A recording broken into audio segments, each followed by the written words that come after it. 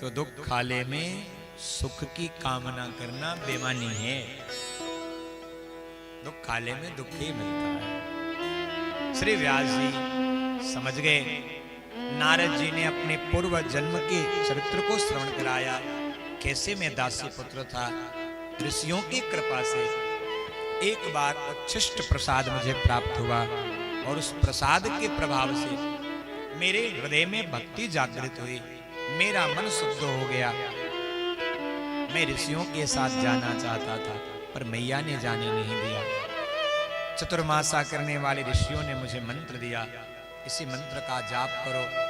जब तुम्हारे हृदय में यह मंत्र प्रभावी हो जाएगा, जब तुम्हारी मैया नहीं रहेगी तो चले आना। श्री नारद जी कह रहे हैं, मैं उसी दिव्य मंत्र का जाप किया करता था। नमो भगवते तुभ्यं वासुदेवाय धीमहि प्रद्युम्नाय अनिरुद्धाय नमः संकर्षणाय च। यह दिव्य वासुदेव गायत्री मंत्र श्री नारद जी कहते हैं, मैं जपता रहा। एक दिन मैया ने शरीर को छोड़ा, मैं उत्तर दिशा में गया।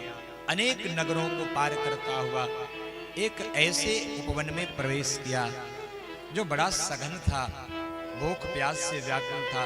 सरोवर का जल पान स्नान करके पीपल की छाया में बैठा और इसी मंत्र का जाप किया तो भगवान के सुंदर विग्रह का दर्शन हृदय भवन में हो गया। मन आनंदित हुआ, कंठ रोमांचित हो गया।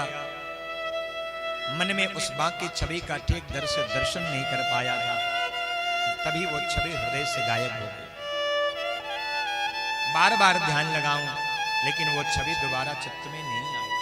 मन घबराया। आकाशवाणी हुई, पुत्र तुम्हारे जीवन के कुछ प्रारब्ध शेष हैं, इसलिए मेरे मंत्र का जाप किया करो। जब ये शरीर छूट जाएगा तब तुम मुझे प्राप्त हो जाओगे।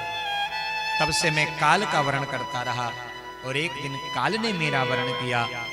सृष्टि भगवान के उदर में समाहित हुई और जब नवीन सृष्टि हुई तो मैं वही नारद ब्रह्मा जी के मानस पुत्र के रूप में आपके सम्मुख प्रकट हुआ। बोलिए नारद महाराज की जय। और प्रमाण देते हैं, मेरे हाथ में जो ये वीणा है ये नारायण प्रभु के द्वारा प्रदान की गई वीणा है।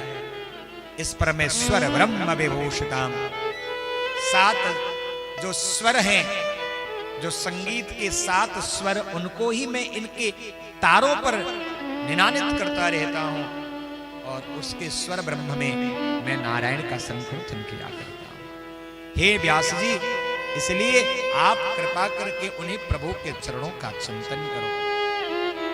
नारद जी ज्ञानोपदेश करके गए। श्री व्यास जी ने सरस्वती नदी के जल का आचमन किया, सम्याप्रात नामक आश्रम में विराजमान हुए और अंतःकरण में जो भाव जागृत हुआ उसी भाव को लिखना प्रारंभ कर दिया और देखते ही देखते 18,000 श्लोकों की यह पावन संहिता बनकर तैयार हो गई। बोलो भागवत भगवान की जय। यह दिव्य महापुराण बन गया। श्री सुखदेव स्वामी को पुत्र के रूप में व्यास जी ने प्राप्त किया। व्यास जी ने अपने पुत्र को श्रीमद् भागवत महापुराण की कथा को श्रवण कराया।